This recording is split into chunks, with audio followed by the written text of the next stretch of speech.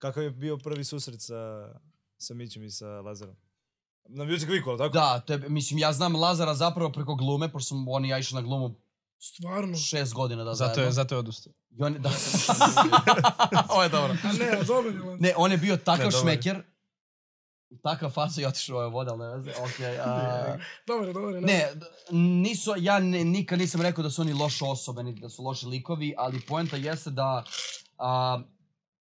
naravno kad su bili mene i Bobija, pogotovo Bobija koji ne znaš na čemu je lik, mislim ne u smislu kao nekih uzimanja nečega, nego kao ne znaš da li ironičan, sarkastičan, realan ili kakav se ovdje priđe, ćao, i ti si u fazonu šta radiš. I on prilazi i napada njih, tako, u smislu napada, u smislu kao prilazi im, skače na njih i oni se totalno se pogubili, ne znaš šta se dešava. Ja kažem, gde ste bre?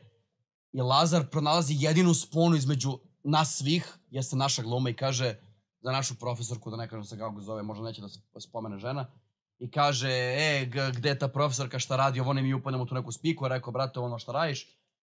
I ja rekao, što snimate ovo naš, i on meni ispriča, snima ovo na džabu, pritom sam ja umeđu vremenu saznao da Lazar lati veće pare od svih youtubera i tiktokera zajedno.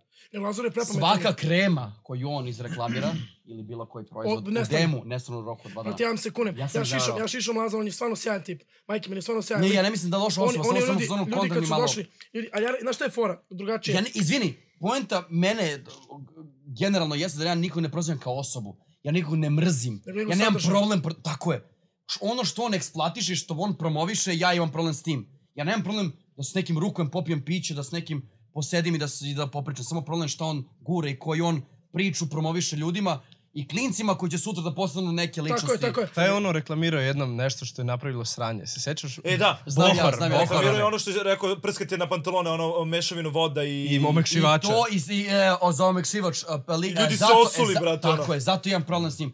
On je pričao da omekšivač nakon pranja, fizički omekšivač, znači nekad prođe kroz vodu i sve, staviš na odeću, znači zamisli da ja sad omekšivač stavim na majicu i obučem tu majicu.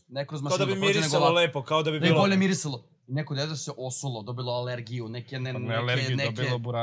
bre, ono, boginje, ne znaš što je dobilo, crvenilo po telu, katastrofa. U garmiti, da. Ali to je dobro uticalo na njega, kao da on poraste. I to je njemu dobro ispalo. To dete dobilo neku alergiju, što nije dobro, i on na kraju ispao kao neki...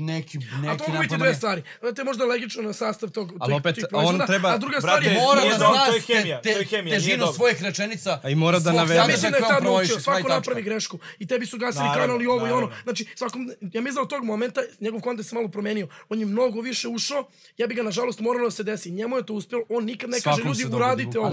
On kaže meni, ne kažem ništa za tebe, kažem, on uvek kaže ljudi meni ovo odgovara, vi kako hoćete, razumeš? Ali logično da inspiriše decu, naravno.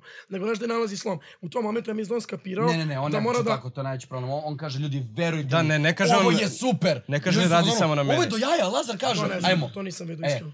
Da se on ogradi, on bi se zakonski ogradio pre svega, da kaže, znate kako, ovo je moj stav, ja nisam, ne znam, profesionalni medijski radnik, da se razumem u akre, tako nego da kaže to je moje mišljenje i meni odgovara za moju kožu. A nije bilo bi okej. Profesionalni medicinski radnik je Miću. Da, izvinjam se. Doktor. I on se ne ogradi, on kaže ovo je najdivnija stvar na svetu, namažite ovu kremu. I on se namaži, neko dete dobije šugu i posle šta radite? Lik refleksno vređa. Lik refleksno krene da hejta. Ne, samo.